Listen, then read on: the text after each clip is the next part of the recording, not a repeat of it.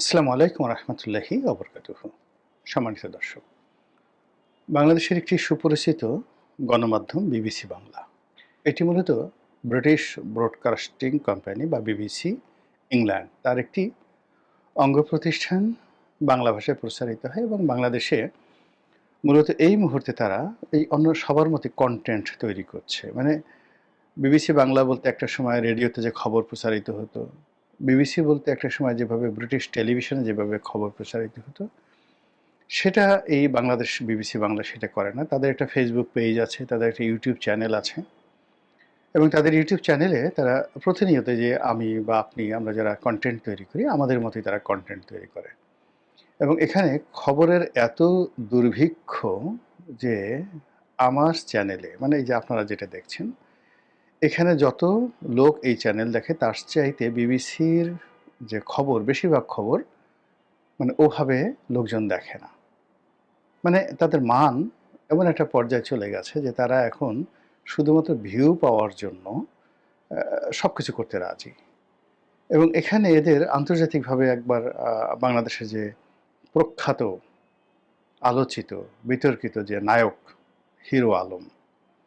তো হিরো আলমকে নিয়ে বিবিসি বাংলা না, একেবারে বিবিসি যে টেলিভিশন, সে টেলিভিশন বিশাল এক খবর তারা প্রচার করেছিল যে বাংলাদেশে এরকম হিরো আলমকে নিয়ে এই হচ্ছে। কি হয়েছে আমি কখনো দেখিনি, আমার সেই রুচি হয়নি। তো সেই বিবিসি বাংলা জনাব তারেক রহমান সাহেবকে নিয়ে একটা সাক্ষাৎকার তৈরি করেছে, ২ দফা, মানে দুটো অংশ।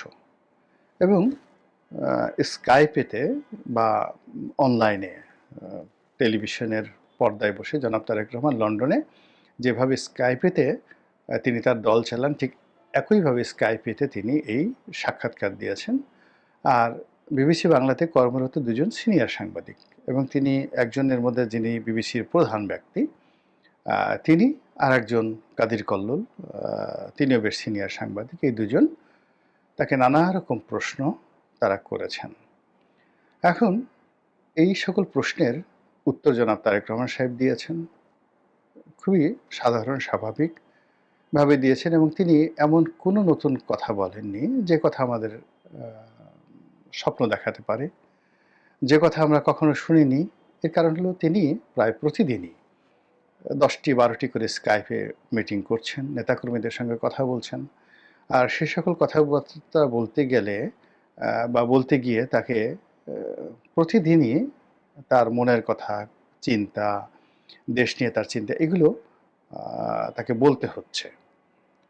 তো ফলে কি হলো, তিনি কোথায় আছেন, কিভাবে আছেন ইত্যাদি নানা বিষয়গুলো জনগণের সামনে বলতে গেলে চলে আসছে। তিনি লন্ডনে থাকা সত্ত্বেও আমরা তার সেই ইন্টারনেটে তার যে উপস্থিতি এবং তার স্কাইপের ভাষণের কারণে তার লাইব্রেরিতে কয়টি বই আছে, তার যে রুমে বসে তিনি ভিডিও করেন সেই রুমটা কত বাই কত, মানে ছোট কতটুকু, তার যে বিড়াল আছে সেই বিড়ালের পশম কেমন, গায়ের রং কেমন, তারপর সেই বিড়াল নিয়ে তিনি ঘরের মধ্যে কোথায় যান, বাইরে কোথায় যান, এই সকল বিষয়গুলো মূলত আমাদের সবারই জানা।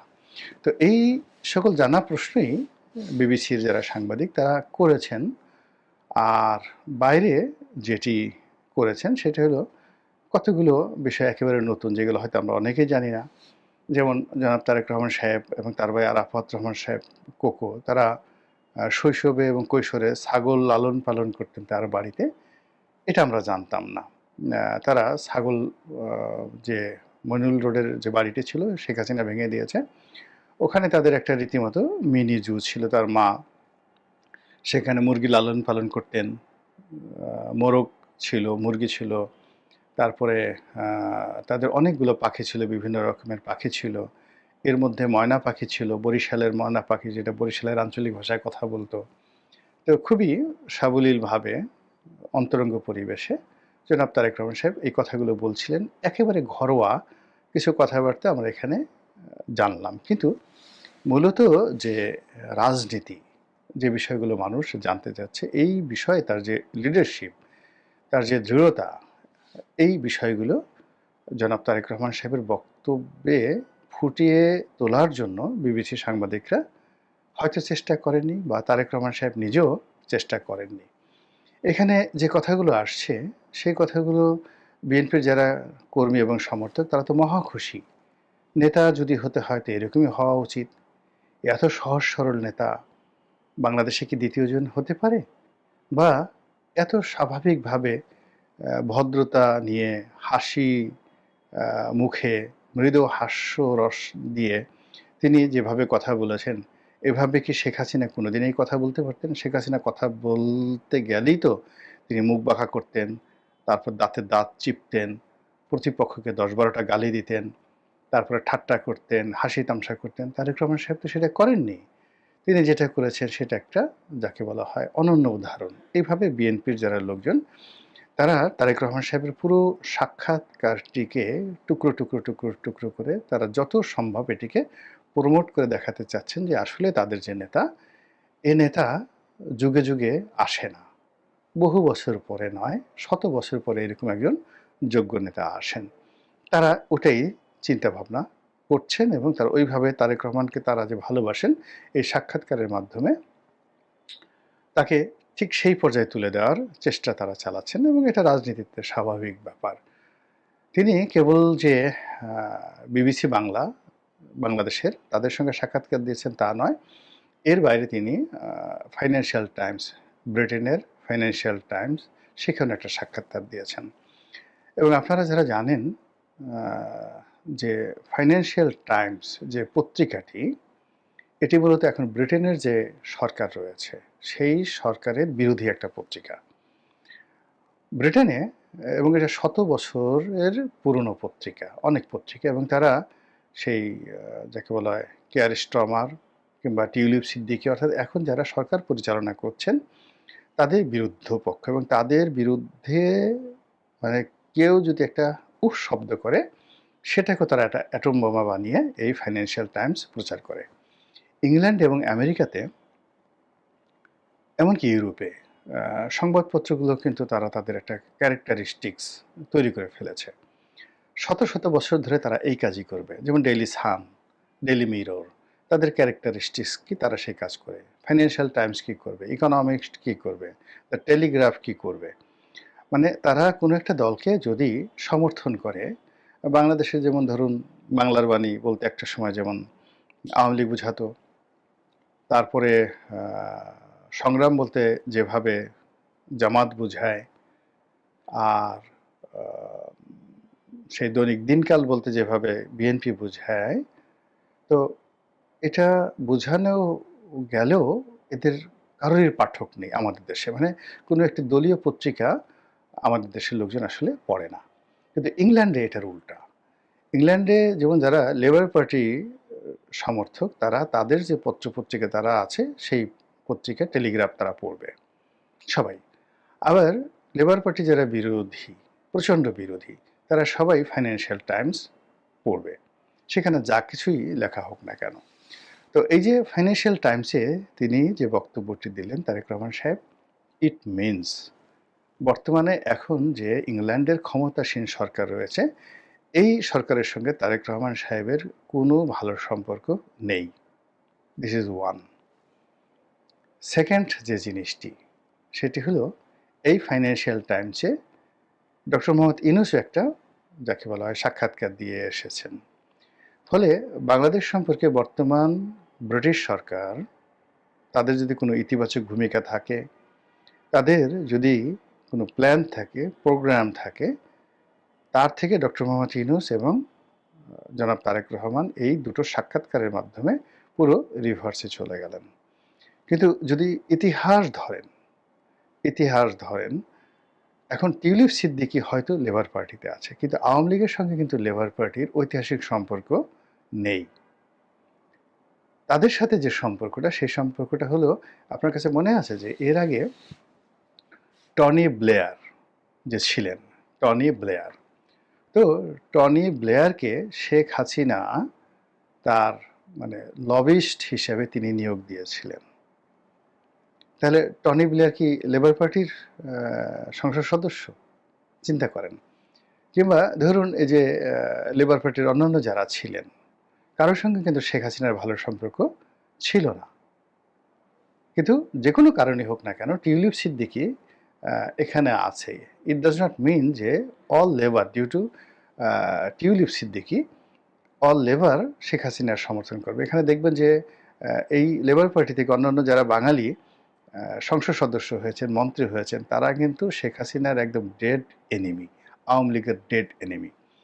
তো সেই লেবার পার্টিকে কেবলমাত্র টিউলিপ সিদ্দিকীর জন্য এই যে শত্রু বানিয়ে ফেললো ডক্টর মোহাম্মদ ইউনূস এবং যাকে বলা হয় জনাব তারেক রহমান এই ফাইন্যান্সিয়াল টাইমসের সাক্ষাৎকারের মাধ্যমে। এটাকে আপনারা কিভাবে মূল্যায়ন করবেন এবং আমাদের দেশে যারা বিএনপি করেন তারা এই বিষয়গুলো কয়জনে জানেন এবং কয়জন এই বিষয়গুলো বক্তব্য দিতে মানে স্বাচ্ছন্দ্য বোধ করবেন? কিন্তু ঘটনা তো যা ঘটার ঘটে গেছে। আপনি যে দেশে আছেন, অর্থাৎ তারেক রহমান সাহেব যে দেশে আছেন, সেই দেশের যে চলমান সরকার বা একটা রাজনৈতিক দল যাদের সঙ্গে ঐতিহ্যগতভাবে আওয়ামী লীগের যুগ যুগান্তরের খারাপ সম্পর্ক, সেই যুগ যুগান্তরের খারাপ সম্পর্কটিকে আপনি যদি নিজের পক্ষে না আনতে পারেন, তাহলে এটা আন্তর্জাতিক কূটনীতিতে যে ব্যর্থতা, এই ব্যর্থতার দায় কীভাবে বিএনপি শোধ করবে?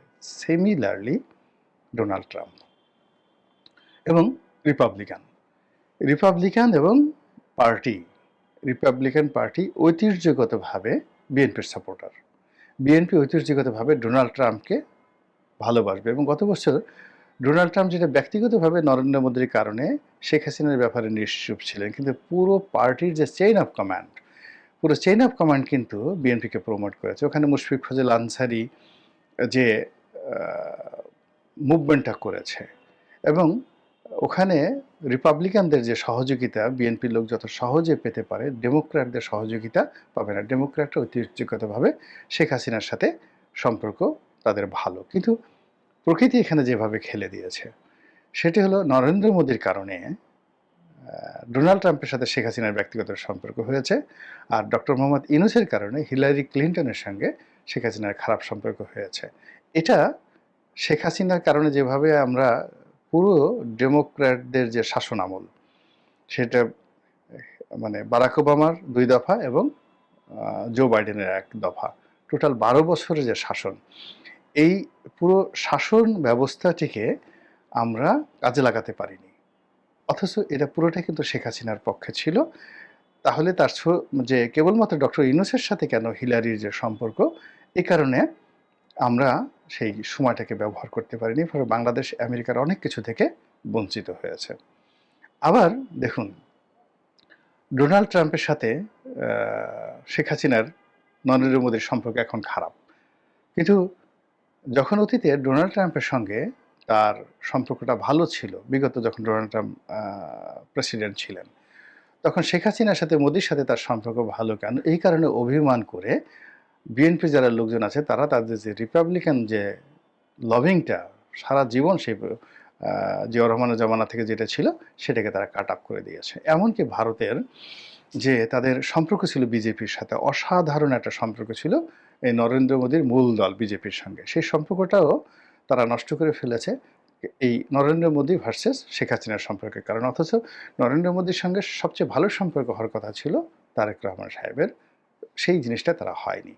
তাহলে দেখুন যে আন্তর্জাতিক অঙ্গনে আমাদের যে চিন্তার প্রসারতা না থাকার কারণে, অভিজ্ঞতা না থাকার কারণে আমরা অনেক সময় অনেক সুযোগ হারিয়ে ফেলি এবং আমার জন্য যেটা সুযোগ সেটা আমরা বুমেরাং করে ফেলি। এটা গেল আমি ফাইন্যান্সিয়াল টাইমসের কথা, আমেরিকার কথা। এখন বিবিসির সাথে যদি মানে আপনি ধরেন বিবিসি বাংলা, এই পুরো প্রতিষ্ঠানটি এটা নরেন্দ্র মোদী এবং ভারতের মানে প্রথম আলো, daily star, BBC India, BBC Bangla, এরা ভারতের কার্বন কপি, রয়ের কার্বন কপি এবং মানে বিবিসিতে যারা আছে এরা সবাই শেখ হাসিনার অত্যন্ত আপনজন। তো উনি সাক্ষাৎকার দেবেন, তো উনি সাক্ষাৎকার দেওয়ার জন্য ওনার জন্য সবচেয়ে ভালো সাক্ষাৎকার হতে পারত আমার দেশে, ওনার জন্য সবচেয়ে ভালো সাক্ষাৎকার হতে পারত, বিকজ আপনি দেখেন এখানে আমি দেখলাম এক একটা সাক্ষাৎকারে 1 লাখ 1.5 লাখ ভিউ হয়েছে বিবিসির, আর বাকি ওগুলো কপি করে ফেসবুকে প্রমোট করে আওয়ামী লীগ বিএনপির যারা লোকজন তারা এটা প্রচার করেছে, কিন্তু ওদের মূল পেজে 1 লাখ 1.5 লাখ বা 2 লাখের বেশি কিন্তু হয়নি। আপনাদের মনে আছে যে নুরুল কবির সাহেবের যে একটা সাক্ষাৎকার যেটা ভাইরাল হয়ে গেছিল ডক্টর মোহাম্মদ ইউনূসের সাথে। তো তারেক রহমান সাহেব যদি এই মুহূর্তে নুরুল কবির সাহেবের সঙ্গে একটা সাক্ষাৎকার দিতেন, এটা মিলিয়ন, মিলিয়ন ভিউ হয়ে যেত এবং ওটার একটা স্ট্যান্ডার্ড থাকতো এবং যাকে বলা হয় তারেক রহমান সাহেব যা বলতেন, নুরুল কবির সাহেব প্রশ্ন করতেন, সেটার যে মান উনাকে একটা রীতিমতো জাতীয় নেতা হিসেবে বাংলাদেশের মানুষের মন এবং মননে ঢুকিয়ে দিতেন। দ্বিতীয়ত তার সঙ্গে সাক্ষাৎকার হতে পারতো আমার দেশের মাহমুদুর রহমানের। আর দ্বিতীয়ত না, মাহমুদুর রহমানের সাথে তার সাক্ষাৎকার তৃতীয়ত। আর দ্বিতীয়ত হতে পারতো মানবজমিনের মতিউর রহমান সাহেবের সঙ্গে তার সাক্ষাৎকার হতে পারতো এবং মতিউর রহমান যদি সাক্ষাৎকার নিতেন, তার মানবজমিন, বাংলা ভিশন এবং চ্যানেল আই সবগুলো মিডিয়াতে মতিউর রহমানের এই সাক্ষাৎকারটি একই সঙ্গে প্রচারিত হতো, যেটা বিবিসির সঙ্গে তিনি যে সাক্ষাৎকার দিয়েছেন তার 1000 গুণ সেটার প্রচারণা পেত। এবং সেই প্রচারণার মধ্যে বিড়াল আসতো না, সেই প্রচারণার মধ্যে ছাগল আসতো না, ময়না আসতো না, টিয়া আসতো না। সেই প্রচারণার মধ্যে যে তথ্যগত যে ভুলগুলো এবং তার যে আবেগগুলো তুলে আনা হয়েছে, সে যে কথাগুলো বলেছে, অর্থাৎ তিনি বাংলাদেশে আসতে পারছেন না, ভয় পাচ্ছেন, সন্দেহ আছে, আতঙ্ক আছে, নিরাপত্তার ঝুঁকি আছে, বিবিসি কৌশল করে এই কথাগুলো বের করে নিয়ে আসছে। অথচ নেতা যদি ভয় পান, আপনি যুদ্ধ করবেন, যুদ্ধের ময়দানে সেনাপতি নাই, কোনো বেকুব যোদ্ধা সেই সেনাপতির অধীনে যুদ্ধক্ষেত্রে যাবে না। সামনে যে নির্বাচন আসছে, এটা বাংলাদেশের যে কোনো যুদ্ধের চাইতে ভয়াবহ। তো সেখানে তারেক রহমান সাহেব যদি নিজে যুদ্ধের ময়দানে উপস্থিত না থাকেন, কোনো বুদ্ধিমান লোক, নেহায়েত লোভী লোক ছাড়া এই নির্বাচনে ঝুঁকি নিয়ে কেউ কখনো বিএনপিকে জিতিয়ে আনার চেষ্টা করবেন। 18 সনে মানে আমি যে এলাকাতে নির্বাচন করি, সেখানে কোনো একটা লোক আমার সামনে এসে কথা বলতে পারে এই বিশ্বাসই ছিল না। অথচ মাঠের পরিস্থিতি এমন ছিল যে আমাকে এভাবে ঘরের মধ্যে বন্দি করে রাখা হলো যে বারান্দা দিয়ে বাইরে তাকানোর মতো অবস্থা ছিল না। তাকালেই ডাইরেক্ট গুলি করে দেওয়া হতো। একই অবস্থায় মেজর হাফিজ, তার এলাকাতে 50 বছর যাবৎ তিনি এবং তার বাবা মানে ওই এলাকার রাজনীতি নিয়ন্ত্রণ করেছেন। একই অবস্থা হয়েছিল 18 সনে মুজিবুর রহমান সরোয়ার থেকে শুরু করে আমাদের সকল প্রার্থী। আমি শুধু যেটা বললাম যে বরিশালে মুজিবুর রহমান সরোয়ারের যে প্রভাব প্রতিপত্তি, বা ভোলাতে যেটা লালমোহনের যেখানে মেজর হাফিজের যে প্রভাব প্রতিপত্তি, কিংবা আমার এলাকাতে আমার যে প্রতিপত্তি ছিল বা এখনও আছে, পুরো জিনিসটি জিরো হয়ে গেছিল বিকজ আমার সেনাপতি ছিল না। তারেক রহমান সাহেব দেশে ছিলেন না, খালেদা জিয়া জেলে ছিলেন, ডক্টর কামালকে সেনাপতি বানানো হলো, ভালো করা সেনাপতি দিয়ে কিছু হয় না। ফলে কি হলো, 18 সনে যে শিক্ষা পেয়েছি, বারবার শুধু আল্লাহর কাছে তওবা করেছি যে আল্লাহ জান নিয়ে এখান থেকে প্রাণে বাঁচাও, পরিবারের ইজ্জত বাঁচাও, জীবনে আর ইলেকশনের নাম নেব না। কাজেই সেনাপতি এই যে আসছেন না, সেনাপতি আসছেন না, কেন আসছেন না? তো তিনি স্পষ্ট বলেছেন তথাকথিত 111। এই যে তিনি 111 সম্পর্কে যে তথাকথিত শব্দটি ব্যবহার করেছেন, 111 সরাসরি সেনাবাহিনী ঘটিয়েছে, ক্যান্টনমেন্ট ঘটিয়েছে। এই যে ক্যান্টনমেন্টের সাথে তার যে সম্পর্কটা স্বাভাবিক হয়নি, এটা বিবিসি কৌশলে বের করে নিয়ে আসছে। বিবিসি হয়তো বিএনপির যারা সাধারণ জনগণ, তাদের জন্য এই সাক্ষাৎকার নেয়নি। বিবিসি যে সাক্ষাৎকার নিয়েছে সেটা হলো জামাতের জন্য, বিএনপি বিরোধীদের জন্য, ক্যান্টনমেন্টের জেনারেলদের জন্য, পুলিশের কর্তাদের জন্য, ডক্টর মোহাম্মদ ইউনূসের জন্য, ভারতের রয়ের জন্য, নরেন্দ্র মোদীর জন্য। সেখানে তারা যে মেসেজ পাওয়ার, সেই মেসেজ তারা পেয়ে গেছে এবং যা বোঝার বুঝে গেছে। এবং ওখানে যে একটা নেগোসিয়েশনের যে পথগুলো ছিল, এই সাক্ষাৎকারের মাধ্যমে সেই পথগুলোকে খোলা থাকবে কি থাকবে না কয়দিনের মধ্যে দেখতে পাবেন। বিএনপির যারা লোকজন খুব লাফাচ্ছেন, আনন্দ করছেন, ফুর্তি করছেন, আমি বিনয়ের সাথে অনুরোধ করব আরেকটু ভেবে দেখেন। বন্ধু চিনতে হবে। আপনি মানে খুব বেশি একেবারে খুব যাকে বলা হয় আবেগপ্রবণ হলেন, নেতা সব কিছু রায়, সব কিছু ঠিক আছে, এই জিনিসগুলো দলের জন্য ভালো না। এই যে তারেক রহমান সাহেব নিজে আসছেন না বাংলাদেশে, উনি দুজন উপদেষ্টা পাঠিয়েছেন, আমি এদের নামও জানি না। একজন আমেরিকাতে গেলেন, সিলেট থেকে নাকি নির্বাচন করবেন, তিনি নাকি ভবিষ্যৎ পররাষ্ট্রমন্ত্রী হবেন। শুনলে মেজাজটা কেমন লাগে বলেন তো?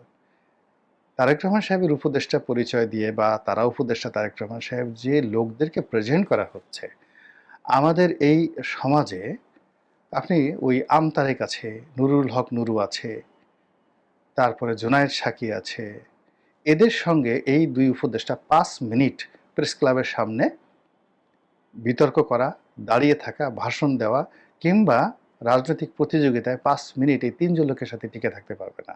কাপড় চোপড় থাকবে না একজনেরও।